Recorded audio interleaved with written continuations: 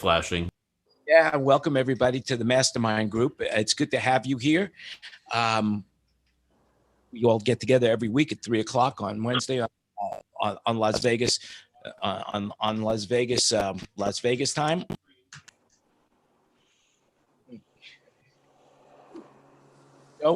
And we are really live. So welcome everybody. This is SoundBroker Mastermind Group. Like-minded people getting together to figure out what's going on with news, with tips, with tricks, so that we could all survive these tough times, so that we're here when things get better. And they will get better, I have a feeling. I'm feeling really positive about this, right? Is everybody feeling positive? Yes. 6 days, 6 days. Yep, 6 days to the election. I hope everybody has voted. And if you haven't voted, don't trust the mail system is what they're telling us these days. But go out and vote, and it's a good thing. You'll feel good about it. You'll feel good about yourself, and you'll feel good about being part of America, which is really a good thing. Today we have Bobby Schneider is in the room, and he is, he's done a lot of things. He was with Beyoncé and Jay-Z and Rihanna, and lately he's also the production manager for the Pentatonix, and he has been doing compliance. So we're going to get into that, and Bobby's going to talk about COVID compliance and that kind of stuff. Before we get into that, I just want to say how fortunate we all are. And what I mean by that, when I say that we're all fortunate, could you imagine that if you're a dancer working for the ballet company right now, and all of a sudden the New York Ballet has canceled their season till 2021, September of 2021. And the thought process behind that is that 2021, if you're a dancer, that really takes away most of your potential of your career, because Tom, now you're Tom Source. I know that you're familiar with dancing because your daughter's a dancer, and so is your wife. I mean, what is the average dancer, that's doing ballet for the Met?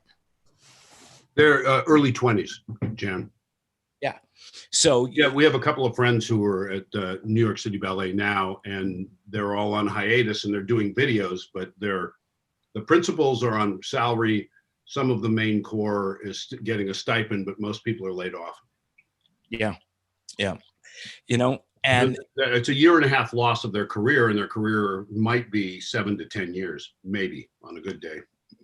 Yeah, they're lucky. So we are very fortunate that, even though time is ticking by and a lot of us might feel like our life is being stolen, we still have plenty of time left, and we still are able to do what we love to do. And that's really, I always say I'm making the best of a bad situation.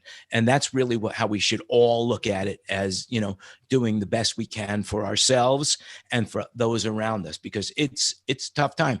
Normally, historically speaking, we're going into November in the touring business. It's always very slow. So, this is not an unusual time for it being slow. What the unusual time is that there is no real work, but people are making the best of a bad situation. I see people going out and doing stages, putting up stages outside, doing, distance shows. Everybody seems to be wearing a mask now in the shows that we go to. Las Vegas is starting to come back a little bit. So things are starting to really transpire a little bit. But there was an article, speaking of the ballet, and it's on the other end of the scale, that the brothels in Nevada are now up in arms because they think they're being unfairly singled out, because the governor of Nevada won't let the brothels open up again. So everybody's got their problems. That's outrageous. Hey, Jan. There's going to be a link in the chat. Yes. So my daughter has been talking to some old people she toured with for 10 years. And next week, Feld is starting when the ice show's back. Next week starts in Dallas for like 2 weeks. And then they go to San Antonio, and they've got it to where they're selling tickets as family pods in the arenas around this pod thing. And they're touring with a COVID, medical staff, whatever, that's 2 to 3 times a week of testing within the people, the quarantine, and how they're traveling tour them between cities. So if we see how that goes and how they sell, it might be, to start back to touring. That would be wonderful. I mean, here in Las Vegas, there's a guy named Reverend Horton Heat. He's a rockabilly kind of guy. And he seems to be doing shows, and he seems to be, he's doing multiple shows, and people are coming in, they're keeping the room small, but he seems to be making some money. So that's, that it's better than what like Citibank is doing right now. And Citibank is doing this, they're sponsoring streaming of Meghan Trainor, Carrie Underwood, CJ Wallace, One Republic. So there's opportunities now for people to make some money performing, because if they're doing it for Citibank, I am positive that Citibank is paying them. I can't imagine that they're not. And also, I don't know about your municipalities, but here in Las Vegas, they've got grants. I think they just had a $20 million grant for the small businesses that need some money. So there are things that are going. I mean, there are some positive things. And, I would think that right now, one of the things that I'd like to bring Bobby in right now. And Bobby, why don't you talk a little bit about what's going on with you? Well, I've been, hey everybody, I've been doing some COVID compliance. I did a commercial shoot in Seattle, which was the second event I did. First one I did was for when we did Make It Red. And I mean, basically you're an adult hall monitor for the most part. I mean, it's an important job. I mean, you are checking people in, you're making sure that people are scanned properly, that people are complying, that they're wearing their mask. I mean, it's a new paradigm. I try to do it with a little bit of humor and a little bit of kindness, because none of us really like to be told what to do, which is probably why we all started doing this. It's been good. I'm also doing a drive-in show. I did last weekend, and we've got this weekend another one at a driving range in the Bay Area. And they set up a small stage, and cars drive in, and people with pickup trucks sit in the back, and they weren't supposed to get out of the car. But I mean, look, people are having a good time. I think the promoter's making a little bit of money. I mean, there was a name act. We had Major Lazer, who was certainly a named EDM act. And I think they did like 350 cars. So they charge $100 a car. I don't really know what the economics are. There wasn't any sponsorship, but I mean, it's good to see people working. And on another note, I also was just traveled to do a Pentatonix private show. We did a show at a naval base in Maryland at the Naval Academy for the midshipmen, about 1,500 people.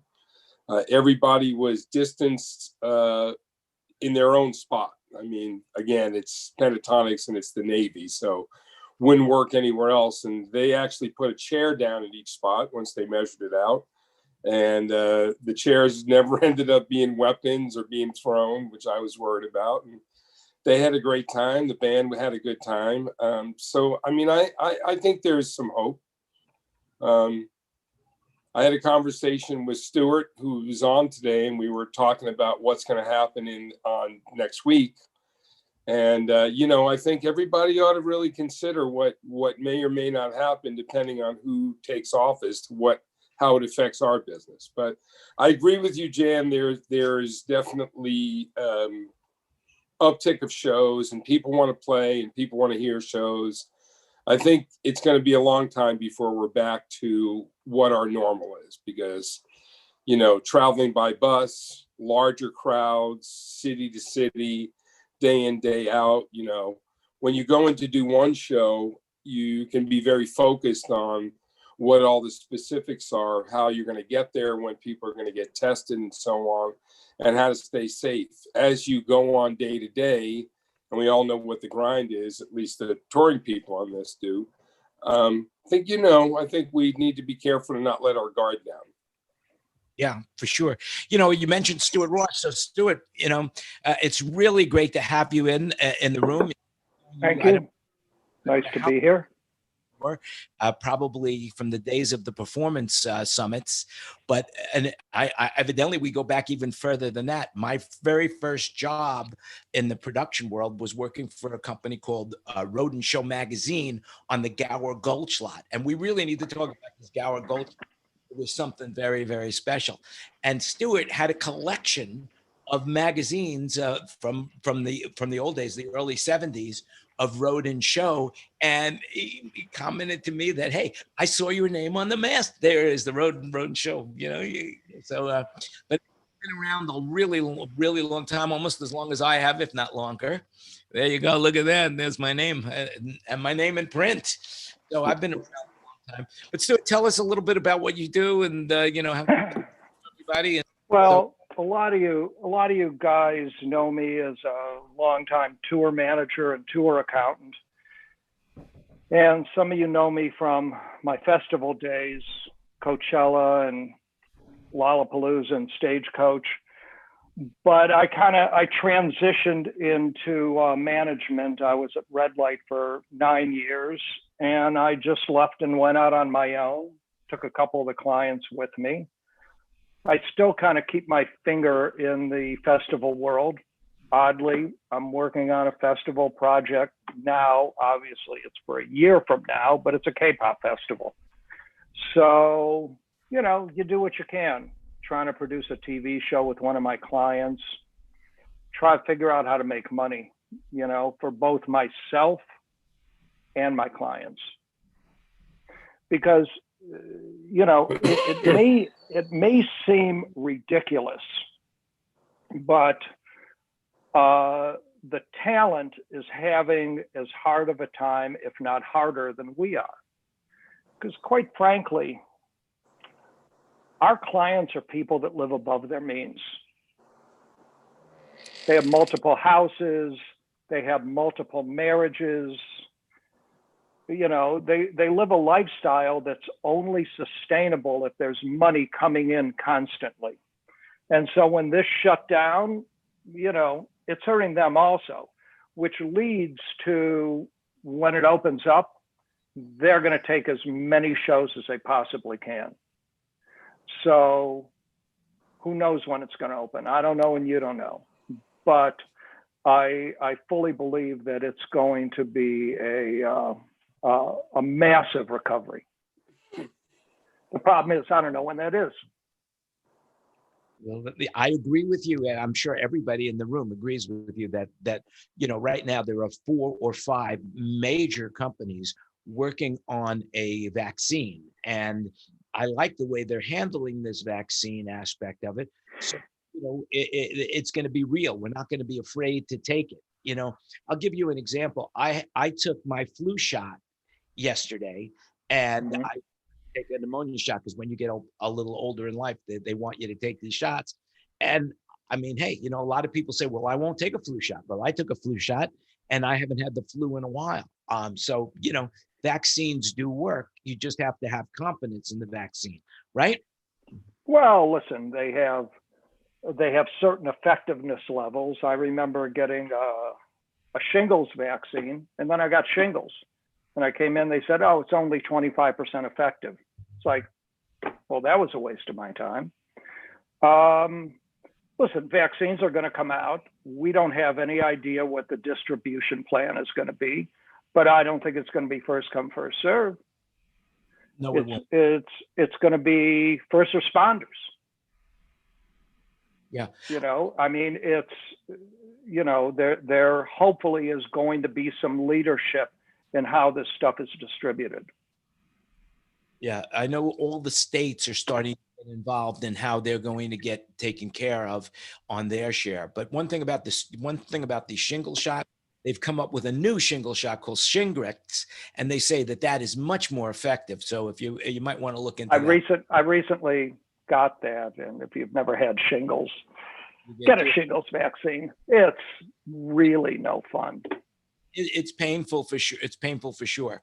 Something that's not painful for sure. We have a special guest, Daniela Peters here from Rat Sound is in the room, and she's got the greatest accent you've ever heard, and she's on her way to England actually. So, you know, It's good to have you. You know, when are you leaving for England? Not for another week and a half, just for a little while. But yeah, you've invited me every week during COVID, and I'm so sorry. It's like the first I've ever logged on. So here I am, and hi, and thank you. Good to have you. Very, very good to have you. You know, and she was saying to me that this is an opportunity for her because a lot of people now are working from home, and you know, and so you actually now have an opportunity to go and be in a different place than you would normally be. Like, for example, Tina, and you know, who works for SoundBroker, she's in Los Angeles right now. Historically speaking, she would always have had to come to the office. I would never let anybody who was working for me not come into the office for the synergy.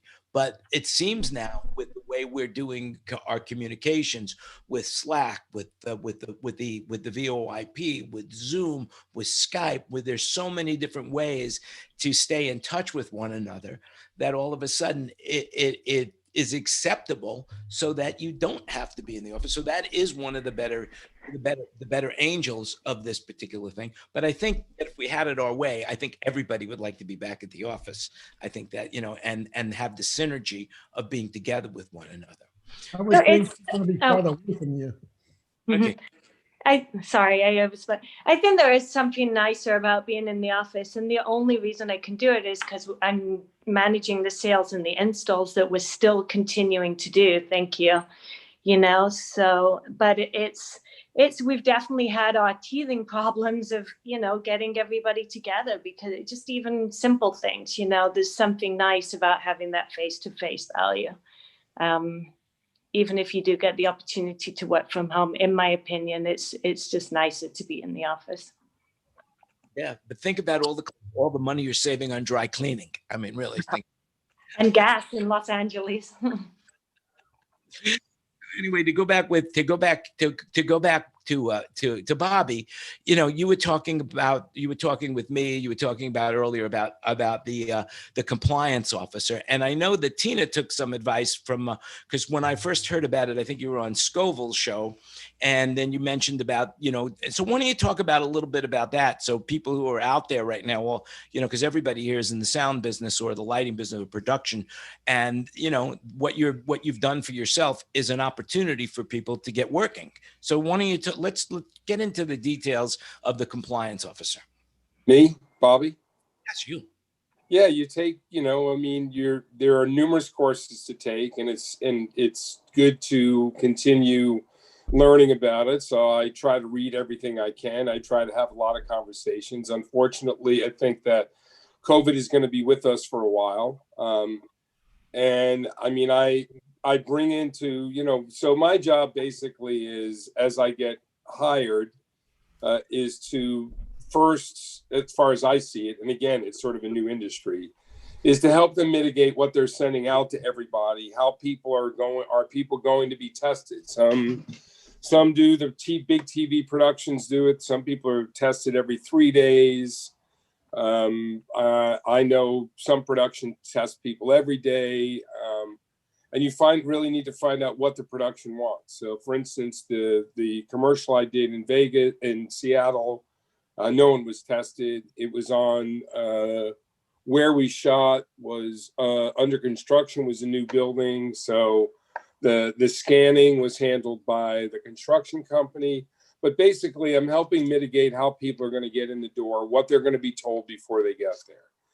And then for me, I do a talk with everybody every day, and it turns into a little bit of a pep talk. And I say, I'm going to ask you to wear your mask. I'm going to ask you not to gather in clusters. You know, everybody, when they get a minute from pushing a case or taking a shot, everybody likes to talk. I mean, you know, we are for many of us, this is a social network kind of business, right? I mean, it's not like just going to the office. So, and I mean, and even in the office, people do the same thing. So it's mitigating that, keeping people, you know, compliant, reminding people to wear their mask. I mean, everybody drops it down below their chin, or as the day wears on, the mask is less effective. It's stretched, it falls below your nose. And I mean, really, you know, it's just keeping people safe, reminding them to keep apart. And sometimes we clean things. We might manage a cleaning crew. I mean, in all honesty, catching COVID from touching a table, it would have to be a perfect storm. You'd have to touch it. They'd have to be very sick, which is a limited amount of time, even when they have it. You would have to touch it. You would either have to touch your nose or somewhere on your face. But anyway, it's still a matter of keeping it clean. Catering is a whole new thing to monitor because, buffets are gone. Where we were, we had hot food, but there were servers behind plexiglass. Everyone was handed a box. Everything was packaged. And no one was able to sit together unless they happened to be like a true couple. Or they lived together and they were in the same bubble. And, then again, people are taking a break. They want to talk to each other when they're eating. But it's also as mundane as reminding people, hey, you're done eating. Can you please put your mask on? And, I probably get a little annoying at the end, but I don't really, I try to do it with grace and dignity and letting people know that, we're all really fucking lucky to be back working. And if this is what it takes, this little thing that we have to learn and that we have to change, yes, the masks suck. You can't breathe after a while. You find that when you get home after a day, used to be your shoes, the first thing you took off, go, oh God, I can relax. Now it's like getting in your car, the mask comes off, or you can get a breath of air. So it's just different. But I mean, I honestly, I enjoy it. For the first time in, 30 years, I'm not in charge of anything but a small department. So I go home at night. The phone doesn't ring. I get there in the morning. I have my job. If the audio doesn't work, I'm sure one of you guys would fix it. It's not really my responsibility. So I'm enjoying being laser focused in one area. I always kind of wondered what that would be like all this time that I've been tour manager or production manager, and you're involved in everything. So for me, it's healthy. And it's definitely necessary. I mean, as you get into what's going on in television, where, especially in shoots where there's a lot of people without masks on, you're keeping people in zones. I mean, listen, I think it's one way for us to get back to work. I think the next step, which no one's really doing, is COVID complying an audience. Because as it is now, the audience that we're attending to, it's drive-in, they're not supposed to get out of their cars, but most of them have gotten out of their cars. And if they show up in a pickup truck, they sit in the back. Then there is a beer garden, which it's all open air, so it's definitely safer. But people line up, and it's not our job in this instance to deal with the public, right? Because there's a whole different set of liability and all the rest of that. The public signs a different waiver. They're not screened when they come in. They're in their own car. But, for instance, I noticed that. So I would say to the promoter, you're having a problem there. Because obviously, if it gets shut down, whether it's because of backstage or the audience, it all affects future shows. And, my hope is that more of these drive-ins happen, more outdoor safe distance shows happen. Maybe as it progresses, maybe some of us that are doing COVID compliance, and I've just thought of this, actually, it's stimulated me to think about it, is how do we deal with the audience? Like, whether it's a theater or an arena. I mean, obviously, the more people you get, the more space you have. In some ways, it's good, but in other ways, it's more to control. But I don't know that anyone's really thought about how the audience can be controlled and how they can be educated. And I mean, because really, they're paying to be there now, right? Everyone else, you're paying. So having somebody tell them what to do or guide them or enforce the mandate is one thing, because if they don't, they can be sent home. But with the audience, it's an interesting spin. I mean, if there was, again, it's another expense, but if there were, a certain per capita number of COVID compliance people for the audience, the same as there was for backstage, might it become safer to have a few more people in, you know? I mean, it's really a wonder, you know. In Washington State where I was, all the restaurants are open, people are sitting, you know, they're not even really limiting the capacity. I went to get takeout a couple of times and I'm like, wow, all these people, they're not wearing masks and they're eating, because when you're eating, you're really expelling. If you're sick and you're at a table with 4 people and they're eating and they don't have their nose or their mouth off, think about it. A little cough while you're eating, if you're shedding, which is when you're most contagious, it's very easy for other people to contract. So I don't know. I don't believe it's any less, but being out there in the real world and having done these shows and seeing that humans are getting together gives me some kind of hope. Doesn't make me want to sit in a crowded restaurant right away.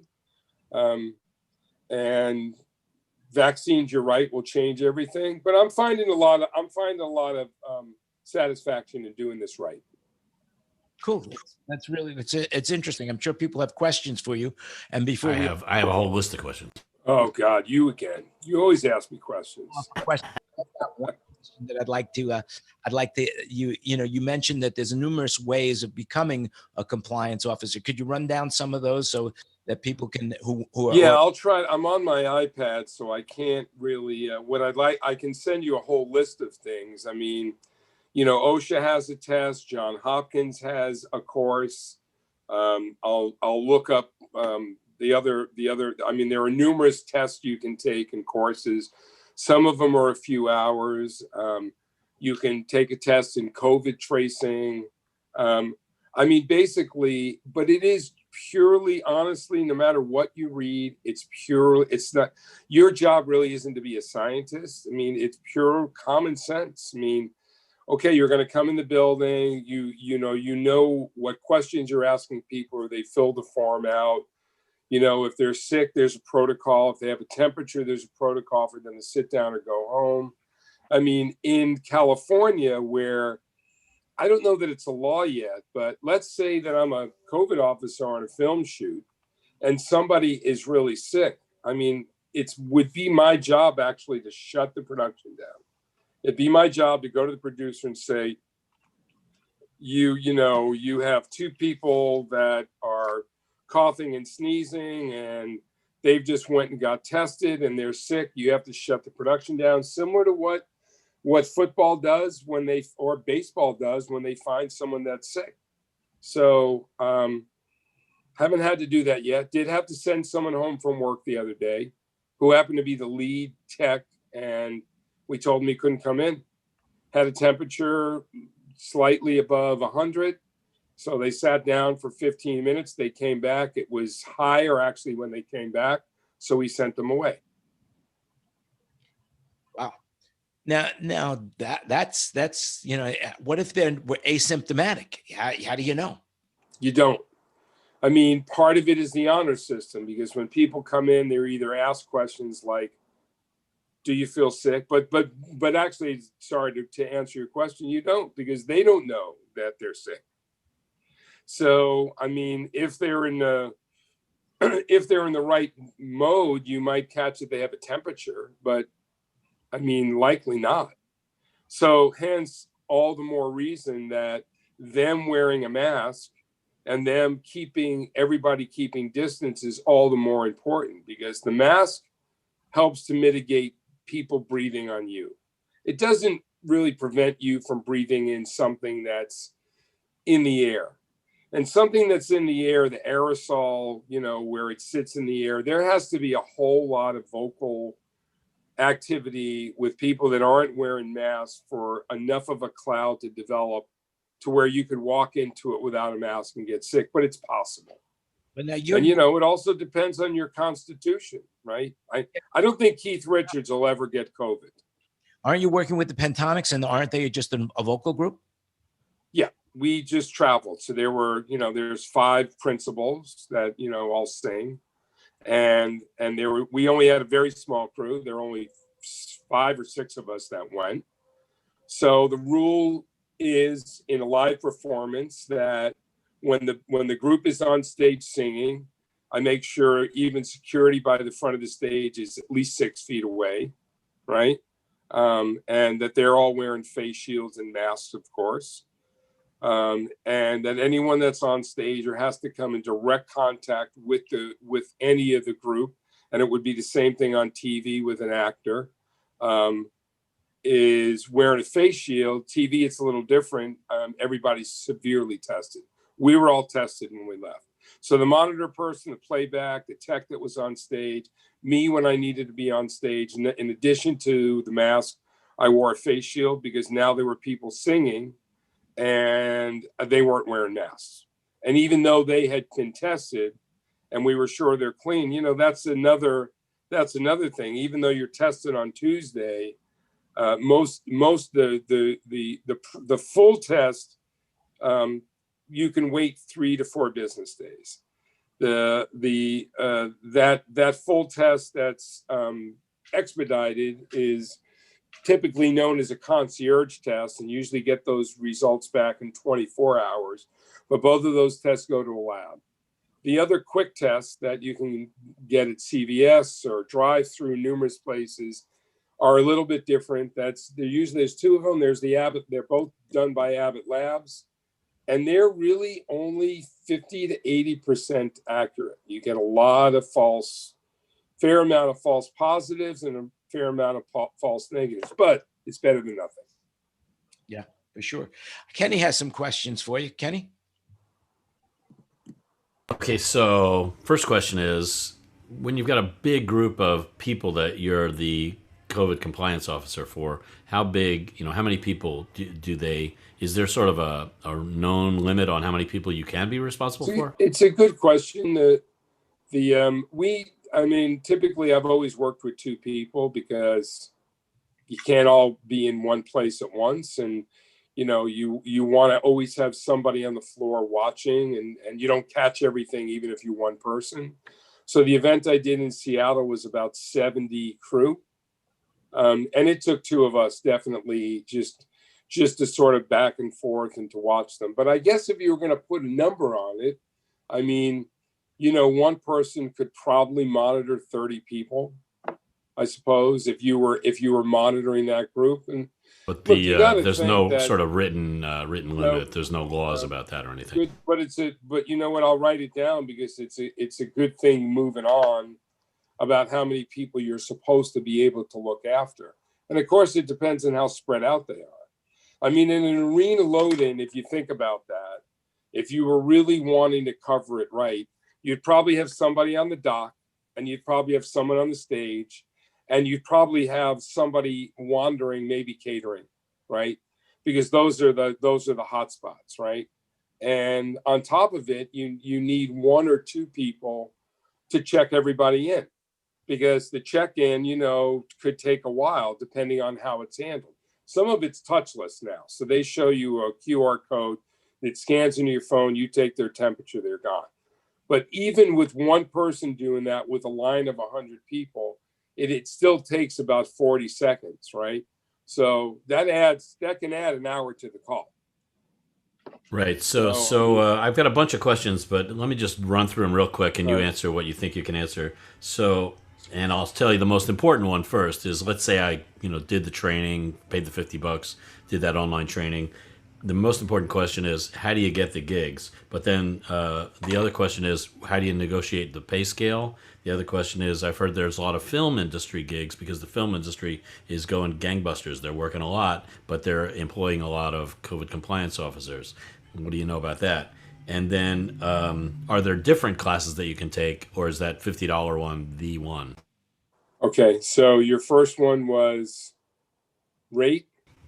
Well, how do you get the gigs, and how do you negotiate the rate? For me, both of these gigs were word of mouth. I took the course because everybody else was taking it. I thought that I would go into like a register and I would start getting phone calls, because that's how I've been fortunate enough throughout my career. I was never very good at calling. I might call about a gig if I got it, but I always hated cold calling or sending resumes out because I was always disappointed. So I just waited for the phone to ring.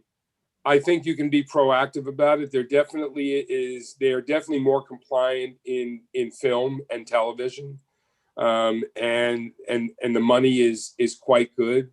I believe that depending on which course you can take, there are registers, and there's also word of mouth. And I, I've gotten these 2 gigs. One because I did a gig when we did the Make It Red thing, and I was at Bill Graham Civic, and I ran into a friend that was getting ready to produce this commercial, corporate commercial. And they actually called me we talked, and I tried to turn them onto this app that I've been using with another coworker. And I tried to get them hooked up with the app, and they called us on a Monday and we flew on Tuesday. They weren't even planning to have a compliance. And, they had to convince the client that, look, you're going to have all these people there. You got to have someone to control this. And in the end, they saw the need. So I'll get more work from that, I imagine. There are registers you can do. And I imagine that, it's through people, and again, the one course I took said that there was a register of people to be called, but I never got anything from it. Honestly, I never followed up on it. And Hey, so here's another Bay Area. Let's talk about negotiating your pay scale and what kind of pay scales they're getting, and also about the equipment involved. Like there's the thermometer, and there's clipboards and other things that you've got to have. Do you provide all that, or does somebody provide that for you? I came in with my own signage. Sometimes the client provides it. In the case of the first one I did, I didn't have time to put a kit together. So now I've got a kit, with signage, face masks that the client either provides or we provide as part of our deal. So on the table, when you come up to see us, there are a couple of temperature scanners like this, masks for people that don't show up with the right mask, which usually the production would provide. Some productions are doing it where you have to wear their mask, and they can mandate that, which actually to me makes sense because it's more uniform. People like to wear bandanas and gaiters, which we don't allow. You don't allow the one with thing. But in any case, moving on to the rate, people are, I hear, and I haven't made this rate, but I hear at the top end, especially in film and television, the leads are billing out at like $1,500 a day. No lie. Now, I haven't been offered that, but I would tell you that even half that much is lucrative, especially if you're doing corporate or you're negotiating a 10-hour day, and past 10 is overtime, past 12 is double time. So it's turned out to be, for me, almost road pay. Wait, I gotta say something here. Ken Porter, are you there, Ken Porter? Yeah, okay, there you go. Okay, I thought you were napping. Sorry. You should have shaved his eyebrows or something. I was just dressing my Get the Sharpie out. Yeah, the Sharpie, right? Late where he is, he's on the East Coast time, and I'm really, we're really fortunate to have. That's what we need. We need a veritable Sharpie to draw on people as they fall asleep on Zoom calls. Well, what I think is a great idea if we could draw on the masks.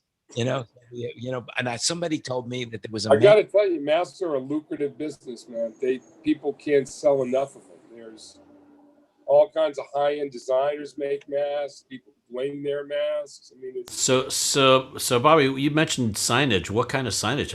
It comes to. I guess check in here or something, or stay 6 feet apart, or social distance. Just signs about compliance. Keep 6 feet apart. Wash your hands every hour and a half. And do you or does your client provide the hand sanitizer, like the liquid stuff? Well, again, it would depend on your deal. In this case, for this drive-in, we provided everything because when we got there, there was nothing there. In the case of the commercial, they were very well prepared. They had cases of it ordered. They had cleaner. And there's certain, as you take the course, there's certain cleaners you can use. It should be compliant on the N list of the FDA has a list and a rating, and each cleaner has a barcode. Some of it, is compliant, or probably the wrong word, in cleaning up the bacteria. Most things you'll see say 99.9% will clean up the bacteria. And what I'm finding is a lot of it is making people comfortable, right? I mean, keeping them aware, but also comfortable too, because, if somebody's really sick and they come to work sick, maybe they don't know it and they cough because they don't know it, and someone else happens to just catch it. I mean, that's the thing. Once that's happens, how it goes. Yeah. And honestly, you just, as careful as you are, you just don't know. Especially when you start reaching into places where there's live band singing, people don't have a mask on. I mean, you've watched it a million times that something wrong with the monitors and the band comes up and he's talking in the ear of the tech or in the ear of the monitor guy. I mean, that is, and then trying to do your work with the face shield on, it sounds different. It just does. I mean, you got this, it's not over your ears, but it's a barrier in front of you.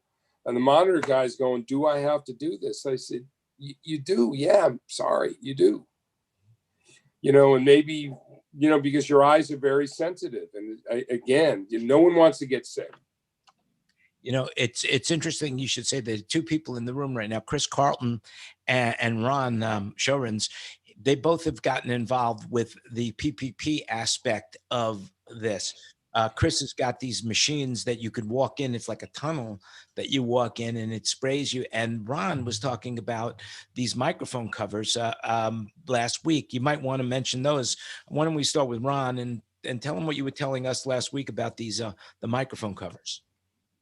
Yeah, they're basically windscreens, only they come pre-done, so you can then do. We were doing a big university function and the university frosh weeks, which are normally massive parties.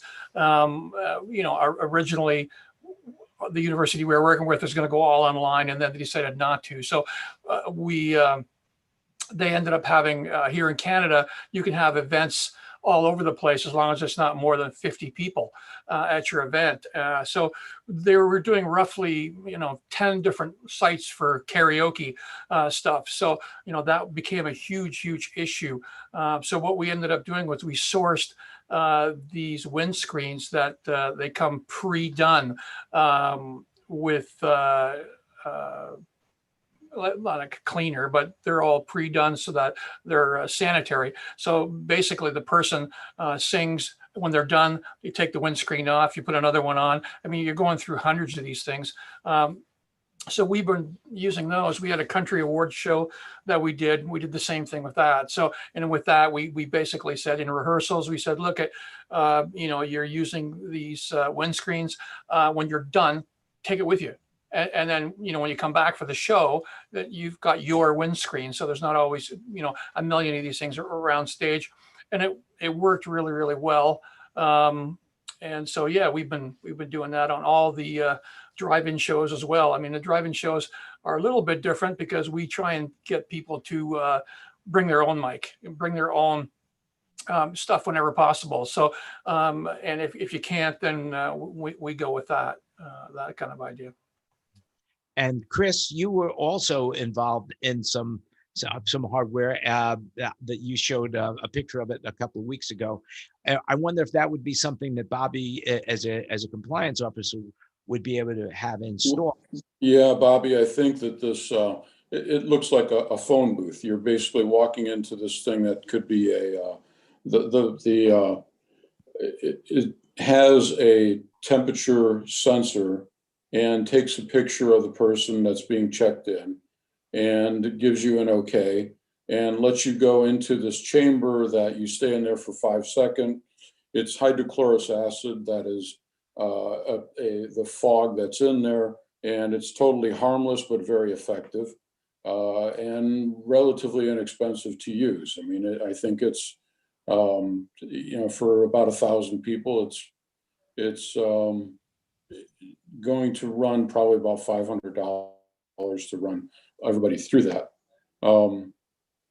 I got to plug in here. I'm losing power. Unfortunately, I don't have my. What does the cleaner do to a person? Absolutely nothing. It just it's But I been mean, used. What's its purpose? Been used for decades.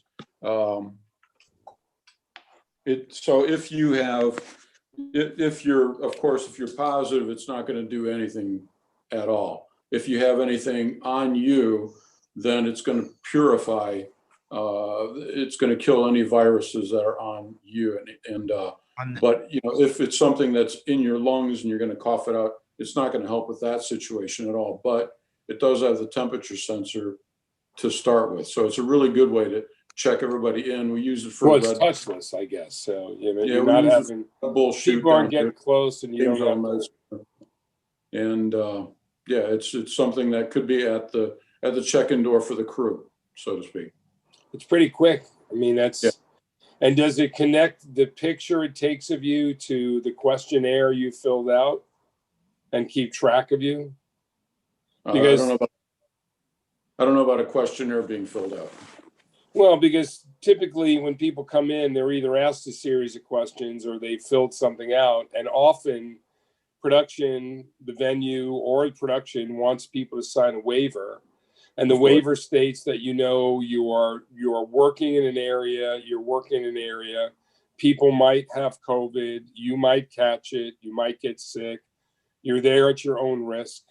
I mean, it's very interesting. There's not really insurance for, there is I've been told now I can buy insurance to protect me from someone being, suing me over COVID if I'm a compliance officer and someone on the set gets sick, well, I certainly might be named in the fact, well, he was the compliance officer. I mean, people sue each other over anything these days. So Bobby, you have insurance to do this gig? I have insurance. I'm working for somebody else, so I didn't need insurance to do this gig. Right. And but it's you can't really sue anyone for getting COVID. It would not hold up.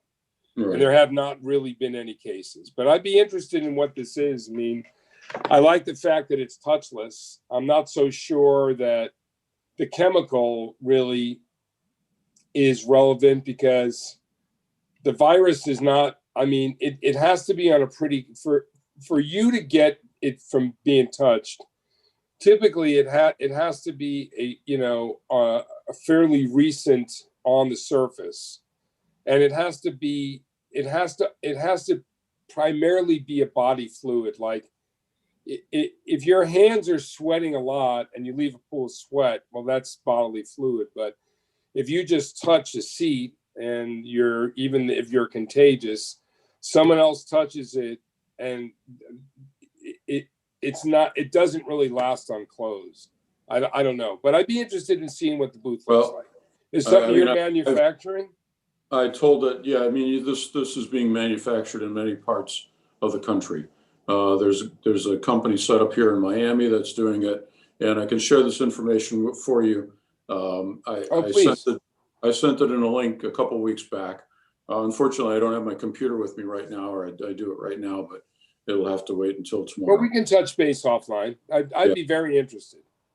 Yeah, it's that, and it's they also the same HOCl is being used in like portable fog machines to just fog the stage, the equipment as it comes in.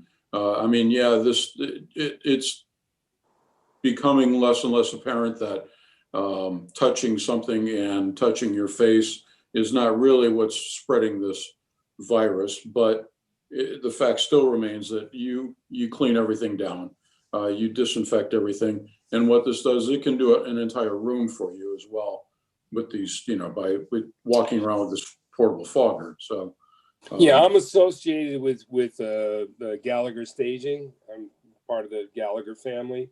And Joey Gallagher has something called Ready for Doors, which that's what they do, is they disinfect spaces.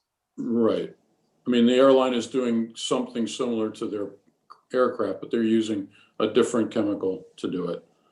Are they doing it when people are on board? The airlines are not doing it when people are on board. Yeah, there's not. No. Yeah, it's interesting because I wonder with a continuing flight, not even everybody gets off. Like I was on a couple of Southwest flights, and when the flight stopped in the first place, there were still people sitting there, and they did not look like they were going through and cleaning the plane. Wow. I think they only clean the planes at night. And it's an interesting thing, okay, about cleaning the planes. So I got a letter from American Airlines, and believe it or not, American Airlines, I'm going to read this to you. Join us as we take you behind the bar from the comfort of your living room. You will be able to protect your bartending skills alongside Tony Abu Ganin as he walks through the basics of cocktail making and explains how you can implement these tips at home. And that's from American Airlines. So they are now giving bartending lessons at home. So that's kind of an interesting thing that American Airlines is now offering to their customers, Well, Jan, for American in Charlotte, every inbound plane is taken out of service and goes over to the hangar, and they replace it with a different plane. So, but Charlotte's one of the larger hubs. So every plane that comes in actually goes out of service and gets cleaned before it comes back into service. So it may not be at every stop, but it's at least when they're coming through Charlotte. Now, Brian, you ADA, how is that being affected right now in what Bobby's talking about? Are your people moving into that area as well? Well, there's some interesting concepts with that because the hearing impaired now are really suffering because face mask does no longer allow reading of lips. And so there's some concerns. And then with all these shields that we put up, just like Bobby was talking about the monitor engineering not being able to hear as well through the shield, all the shields and protective devices that we put up are impacting people with hearing impairments. And it's also impacting people with wheelchair or mobility issues because they can't get to the clear open space. The Department of Justice is supposed to be coming out with some guidelines in the next couple of months, but it's really being left up to the courts on what's suitable and what's not. You've got something you're showing there? Unmute. Here's the windscreen. Comes in a sealed bag, and you just put it on. It's ugly. It's uglier than sin. I mean, if guys that normally use real windscreens, this thing looks like an old sock, and it kind of smells like it too. But it's an antibacterial windscreen. You can get them on Amazon. They sell them by boxes of 100, and you just you buy them, and it gives you a bit of a fighting chance. But anyway, we bought thousands of them. I bet. What's the brand name on that?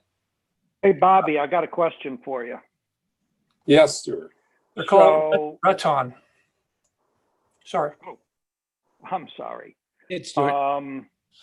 So you're working for the most part, other than the live show world, except for the handful of parking lot shows that you're doing. Right. And so I can understand the compliance for people who are working. It's like, listen, you want to work, you want to get paid, you're going to have to go through these procedures, or you can't work.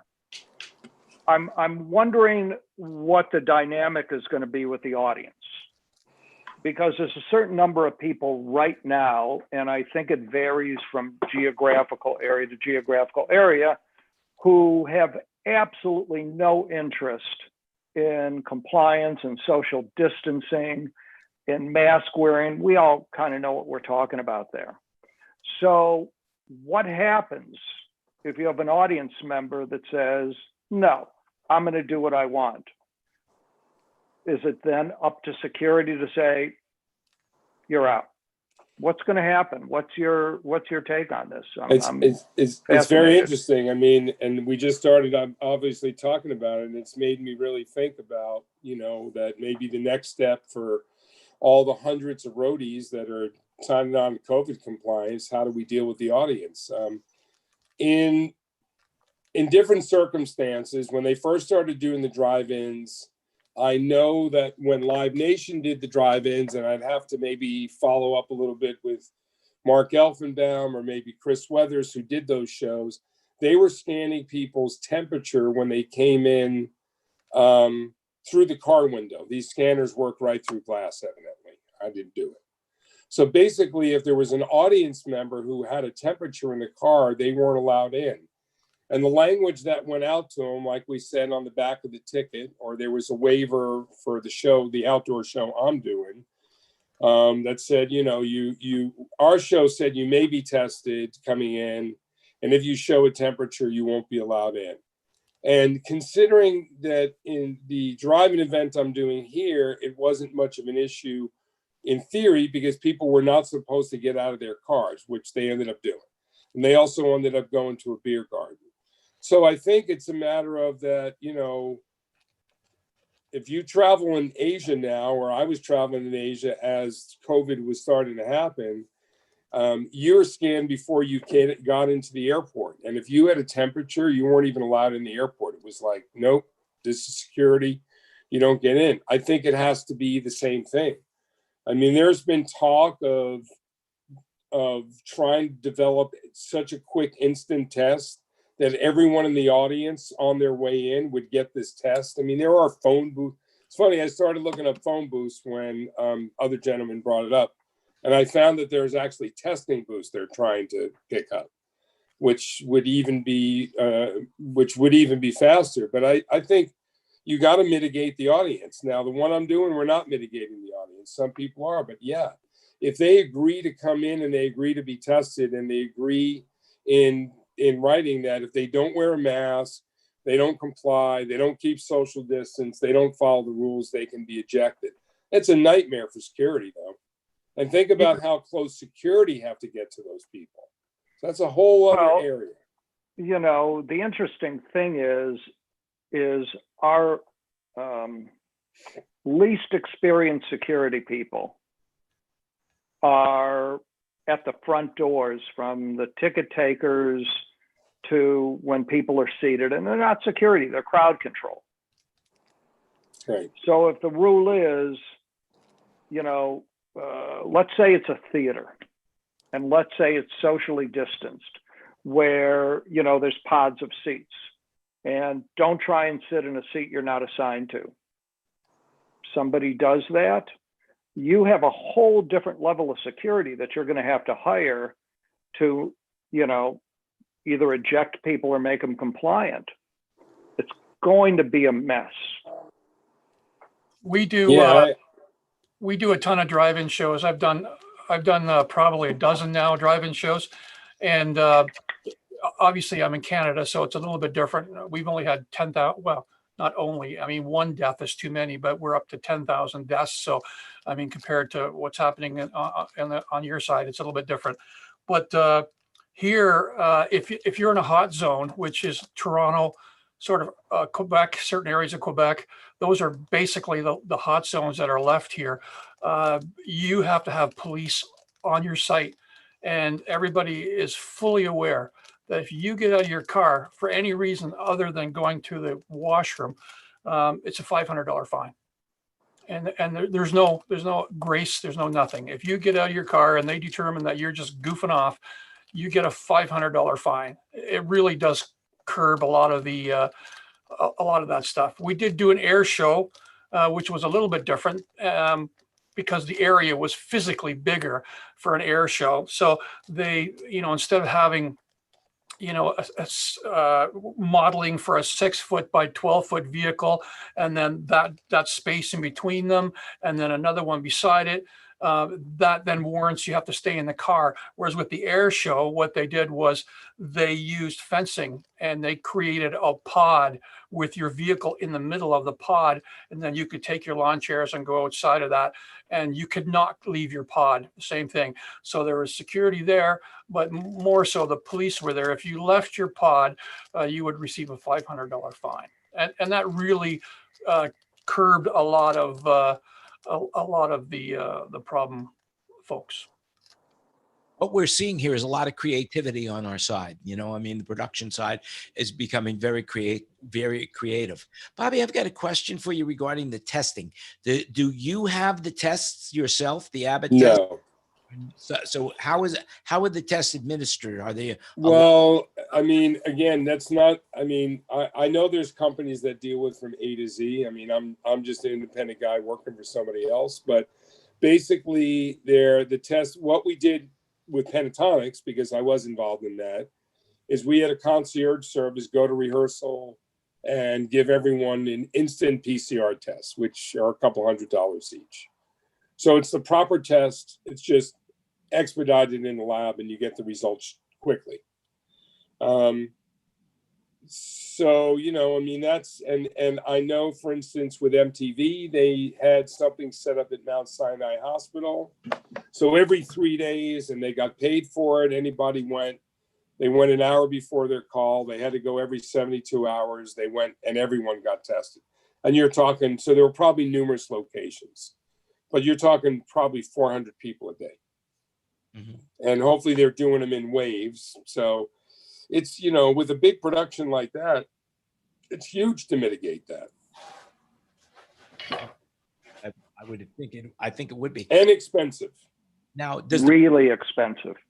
Really expensive. Do the promoters pay for the test, or is that an artist's responsibility? I don't think we've gotten to that point yet. I don't, you know, we're all, I mean, as far as the touring entity and even the live event, I mean, I think there's so many discussions going on amongst people as how we could take the next step. I mean, you know, we don't know how we'd all travel from city to city. I mean, like, you know, if you're traveling, for instance, if you're traveling in to do one show and you're going to stay in a hotel and everybody drives their own rental car and you can control how that group is tested and they all stay in their little bubble and they don't go out at night and so on and so forth. And then they go home. Well, that's certainly a lot easier than controlling what people are going to do when they're on the road and trying to travel from city to city. I think that's going to, and that testing will probably get better. Hopefully it will become less expensive. So, and will probably the instant test will become more accurate. So, I mean, you know, I guess I can envision that if it became something where, you know, let's say it did become like, okay, we're going to tour in times of COVID, right? Let's just say we're going to do that. So it could be as something as people get off the bus in the morning and they go through whatever quick test it's going to be. They get the results in, say, 15 minutes. So maybe you got to go back to the bus, you know, amongst your bubble. And, you know, everybody that comes in the building goes through the same process. I mean, you know, even with that, and even with, because you think even a theater show backstage and for the staff and everybody else, it's still, you know, well over 100 people. And that's a small show. An arena show, between the stagehands, the tour, the building staff, and the cleaners, I mean, you know, everybody's in each other's business. It could easily be over 300 people that you'd have to test. Yeah, for sure.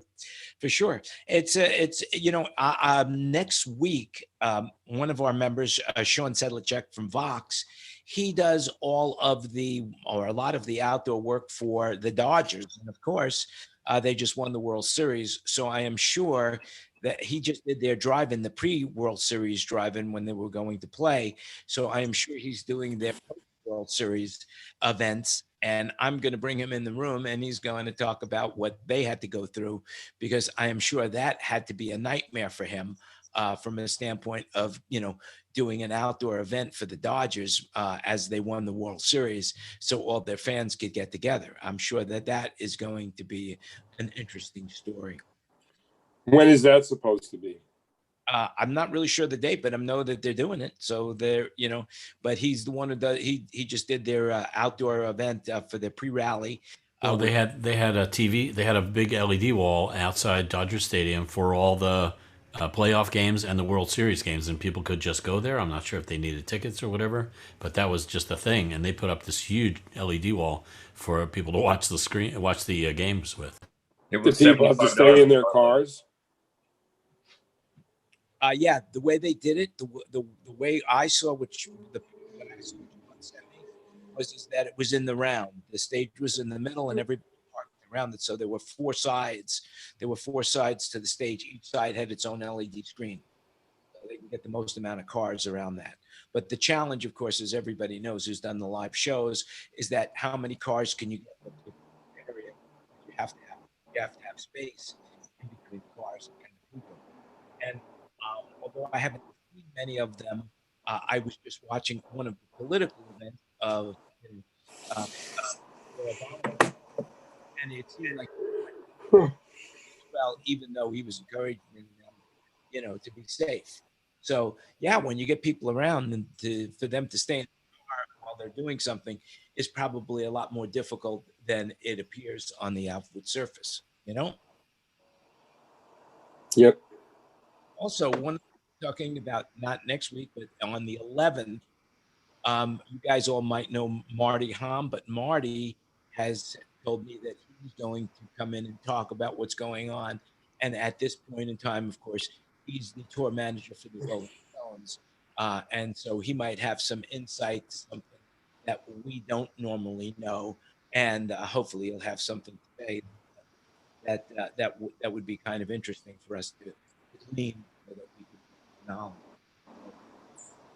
Anyway, who's got something else? Anybody have any more questions for anybody, or anybody that is there anybody that would like to say anything about anything? Hey, I got a Santa Claus parade I'm doing.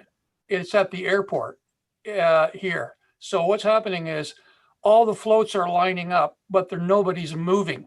All the cars, the people who are attending are driving by all the floats. So the car line is moving along. All the floats are stationary. So we're actually putting up like full stages. We've got a bunch of 100s going in.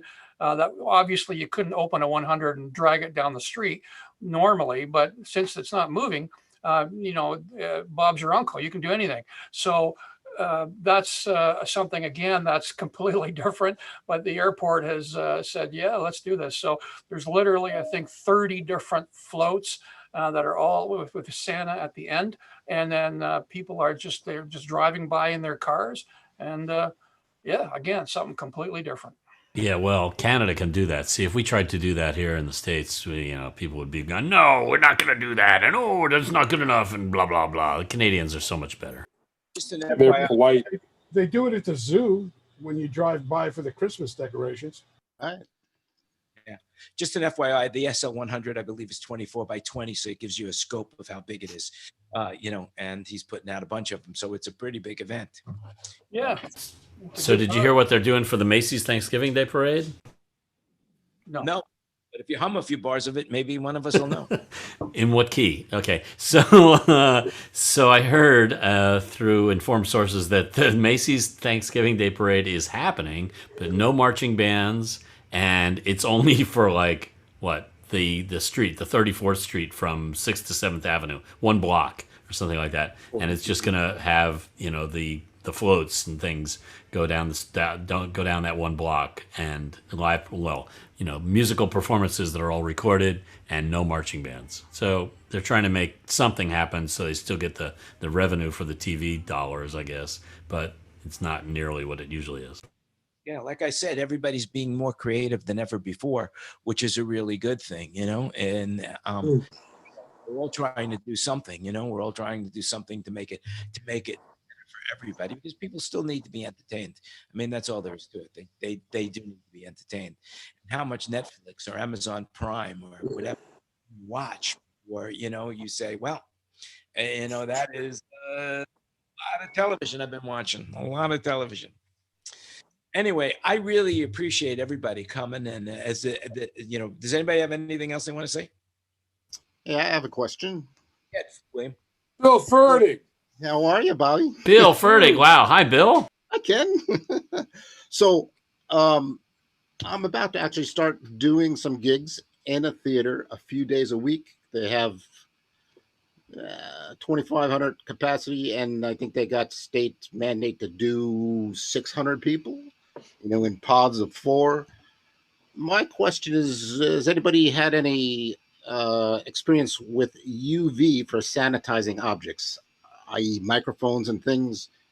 I mean, the course of action that we're going to take so far is those kind of condoms on mics, but the foam inside a microphone will absorb, you know, fluid from Germs. people's mouths. Yeah. So I can see that is a potential. Anybody have you seen, Bill, have you seen the MT Cases case that they're building? They've sold a bunch of them to venues, I've heard. Oh, you mean check it out. It was over the head of the microphone? No, it's a road case that looks like a work box, right, but it closes up tightly and securely, and you put all your stuff in there that you want to get sanitized, and then it's sanitized inside the case, and then you take it out, and it's all ready to go. Yeah, sanitized. That's what I'm talking about. I mean, MT Cases, yeah. A friend of mine who does sports audio, they have a little box, looks like a toaster oven or something. They put a few mics packs in there and use it. Does anybody know if that works? This is what I've been using.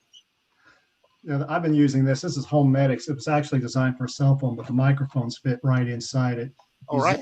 You zip it, you hit a button, it takes about 30 seconds, and then blast it with UV light. The reports out there, depending on who you test, UV doesn't hurt. Right. It's not always the confirmed that it does do all the kill.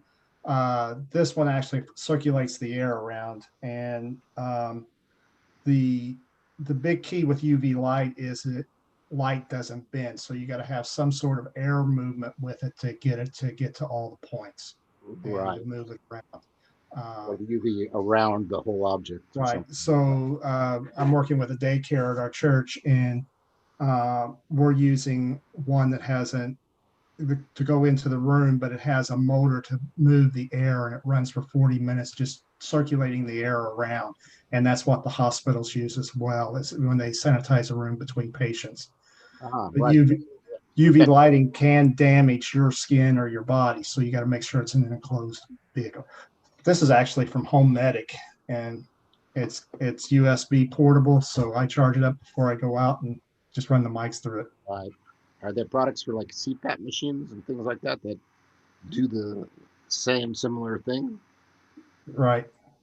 I mean, there's you got to watch who's putting UV out, because a lot of people are putting UV out and it's not the right bandwidth. Right. This is why I asked. So, buy something that's $60. Chances are you shouldn't bet your life on it, right? Right. I mean, don't buy it at Costco.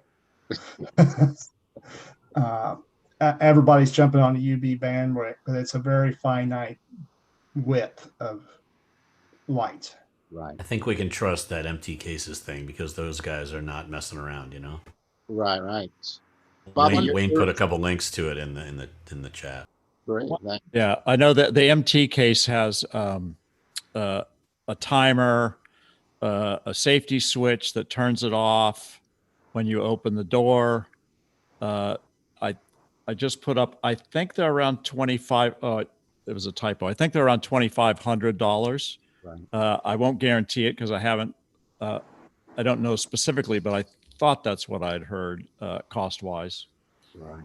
And I know they had them down the NBA bubble and whatever. Now, speaking of the NBA bubble, Shure did a seminar or a Zoomcast like this with the people from Firehouse who were doing it for the microphones and the UV. And so you could probably just go up to Shure's webinar site and watch that, or if you know Firehouse, just call them up. And right, yeah, Brian, we know. So Bill, what theater is that? So this is the Akron Civic Theater, where I am. So I do IA work in the summertime at Blossom, but now since there's nothing else going on, and this theater is beginning and looking for a house position. So Good for you, man. That's looking at awesome. it. I mean, That's a nice Way theater. way better than what a lot of people are doing. unemployment, right? So, Yep. Hey, Bill, I would suggest you wipe everything down, because one thing that I'm reading about the UVC is that it doesn't really work on porous surfaces. right. That's So the inside of a microphone, I mean, even the inside of a microphone has porous surfaces, right? that foam, Especially inside the windscreen. So right. what we've been suggesting is that, you know, the 58 comes off, you know, you pull the foam out, or you soak the whole thing in soap and water like you've cleaned it. And I will tell you that the spray, all the sprays to use cleaning surfaces are fairly toxic if they're going to kill the bacteria. So what we also recommend is everything is wiped down. Right. And, you know, there's a misnomer about the gloves too, because remember, you don't really clean the gloves. So once the gloves get dirty, you've got to take them off. You know, as long as you keep your hands clean, you know, with a wipe, with an alcohol wipe, I think the alcohol wipes are far better than anything. Right. I mean, I don't plan on saying check 1, 2 anytime in the next few years. And I don't plan on touching the microphone if there is something out there that somebody's spoken, because I got to believe that, you know, if somebody's contagious, that microphone is got to be a source. Well, that would be the time to wear gloves and a face shield. And I definitely, you're going to be around anybody, I think. Just protect yourself. Face shield, especially on stage, is important. And, you know, you reach out to Upstaging. They've been making them. So What makes one evidently that if you wear a hat, it attaches to your hat. I haven't actually seen it, but, you know, I mean, it's a challenge, man. It's a challenge wearing the mask and glasses, honestly. Right. You know, all that adds to frustration, but be careful. It's sure good to see you, man. Yeah, same here. Me and Bill Fertig, we did some road time together with Third Eye Blind. We did some crazy situations. So it's you too, huh, Bobby? Third Eye Blind, 12 years. I've done a few shows with Bill. Good man. To see you guys, and this is a great resource. Thank you. I really appreciate you guys coming. Sure, you know, because like, hey, look, it's a wonderful space, safe space. We're giving away really good, amazing tips, news. You know, and it moves very fast. I mean, we've been doing this now for an hour and a half almost, and you know. But I want to thank you very, very much for coming. Before we go, I want to introduce a new thought process to this group. Before we go, and I'm going to put Bobby on the spot, okay? And I'm going to preface it by this: every one of us in this room is not in this room by accident. We're in this business because this is what we love to do. We most of us don't have college education. Most of us have made a decision that this was our chosen vocation, because not because we had to do it, but because we did it from our heart, right? And we all have some great stories. So Bobby, I want to put you on, because you were the one that was featured today. I want to put you on the spot, and I want to ask you this. You've been doing this for years. Is there any one item that, now that I asked you, that pops into your mind, other than being on the SoundBroker MasterMind RoundTable, of course, but that stands out head and shoulders above anything else you've done, that really is something that when you think about it, when you're on your deathbed, you're going to say, wow, I did that, or I experienced that. So take it away. Tell me, give us something. Well, let's see.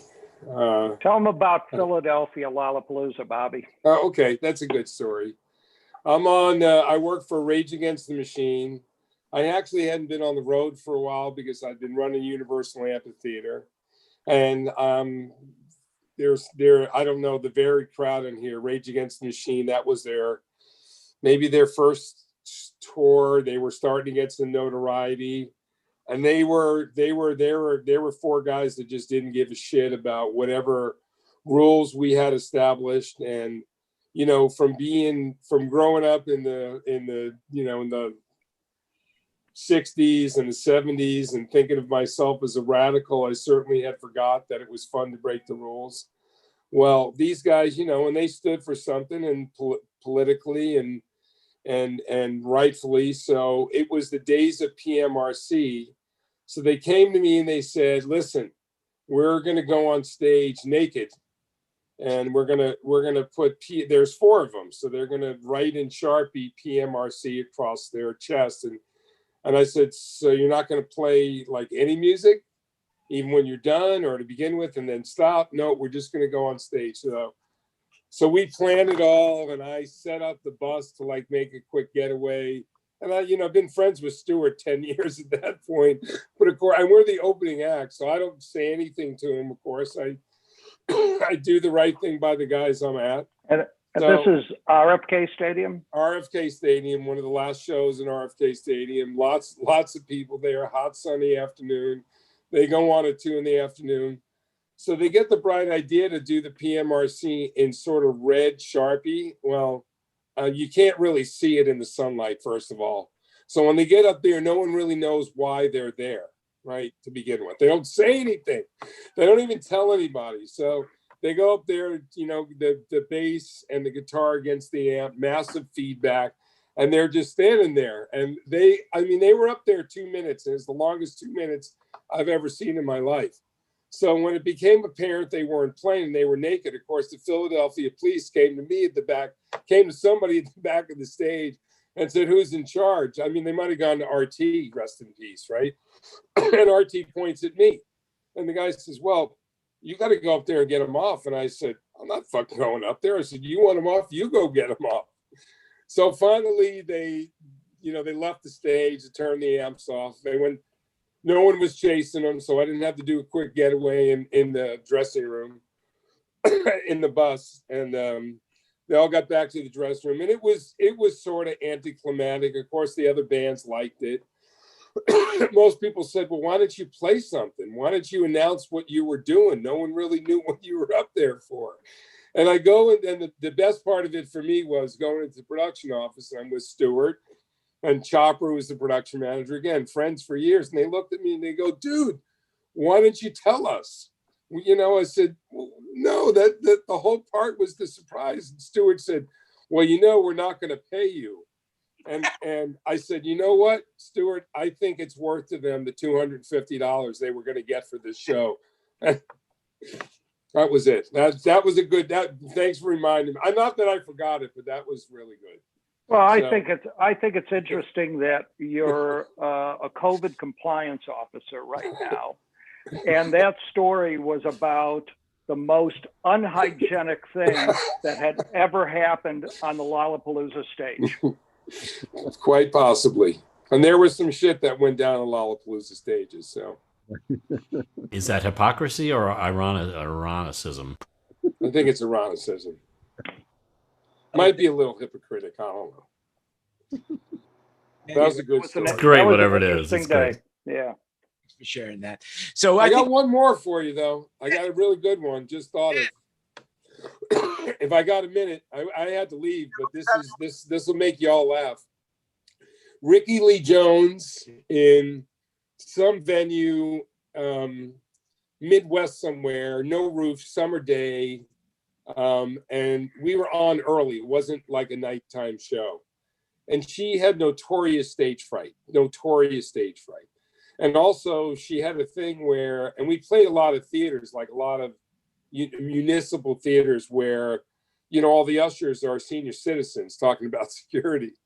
And once she started the show, if anybody came walking down that door, right, and down the aisle, she just stopped the show. So what I do is I'd put her on and go running through the lobby, making sure that the ushers who were senior citizens, and in theater, it's typical, they don't open the doors till there's a break, right? So they were somewhat used to it. So anyway, we're out there this day. See, she also had stage fright, and she wasn't using, but she was still drinking. She got a bottle of champagne in the dressing room every day. And I knew it would be either a good or a bad day if she finished the whole thing before she started. Well, she finished the whole thing. And she gets on stage, and like we're in this outdoor amphitheater, about a 3-foot high stage. She comes out, she starts the song. First song's kind of quiet. Some guy, maybe 15 rows up, right on the aisle, is talking. So she just stops, puts her guitar behind her back. She said, "Hey, did you come here to talk or to listen to me fucking sing?" And the guy started arguing with her. He stood up. He said, "Well, And the next thing I knew, she threw her guitar down, El Kabong, making sound all over the stage. She jumped off the stage into the audience, right? I'm like 2 or 3 steps behind her because I know what's going on. I didn't get to her before she had smacked this guy, like across the face a couple of times. The guy doesn't know what to do. Like he sees her running at him. He's not going to fight her back. He's like covering his head. She's smacking him. I grabbed her around the waist. I picked her up. She's a big woman. Yes. It was no easy feat. Walked her back to the stage. The security helped her get on. And she finished. They threw the guy out. Yeah. Him and his either that or he left, but that's a true story. Wow, it's like if somebody came out of the TV. You're watching TV and somebody comes out of the TV. That guy had to be shocked, right? That's great. That's a great story. She's in one of the most. I gotta say, out of everybody I've worked for, I've never been around anyone more musically inclined than her. That she breathed music, but she definitely had her quirks. Oh, she definitely is an outspoken human being. Oh yeah. I didn't tell you about it. She's a great lady. I happen to like her a lot. We haven't seen each other in a while, but we used to party all the time together. Tom Waits down there. There was Tropicana. The Tropicana. That's right. That's it. Well, what was the name of that? Does anybody remember the name of the motel? Duke's at the Tropicana. Well, the coffee shop was Duke's. The motel was the Tropicana. The Tropicana. Yeah, that's where Tom Waits was, and some fun times. Jimmy, great breakfast at Duke's. Blood, Sweat, Tears used to stay there as well. It was an amazing little motel. There's so many stories, so many little stories that permeate that we're in. Stewart at the old tour links invented. I think it was Stewart invented this thing called what was it with Bob Dates? You can't make this shit up. They were great. They were so entertaining. Jan, you ought to think about an afternoon like that. Just telling stories. I think we could do that. But anyway, listen, I really appreciate you all coming. I'm going to stop the recording right now, but we could stay around a little bit longer if we want. But I just want to encourage you all to spread the word, tell people what we're doing. This is a valuable commodity for people right now because everybody needs somebody, and we are all like-minded, and so it's a really good place and a very safe place where we all care about one another, and we're giving back to the industry with no reason whatsoever other than we want to, and that to me is what makes it all worthwhile. And I say this from the bottom of my heart. You guys make it happen, and I really appreciate it. Tune in next week. It's every Wednesday. We are here every Wednesday at 3:00 West Coast time. And so we hope you can make it next week. And you could always DM me on Facebook or YouTube, and we will send you the link if you want to be part of the panel. So from me to everyone out there who's watching and to everybody on the panel, I want to thank you all for coming, and stay safe, be healthy. And I hope you learned something today, and we will see you all again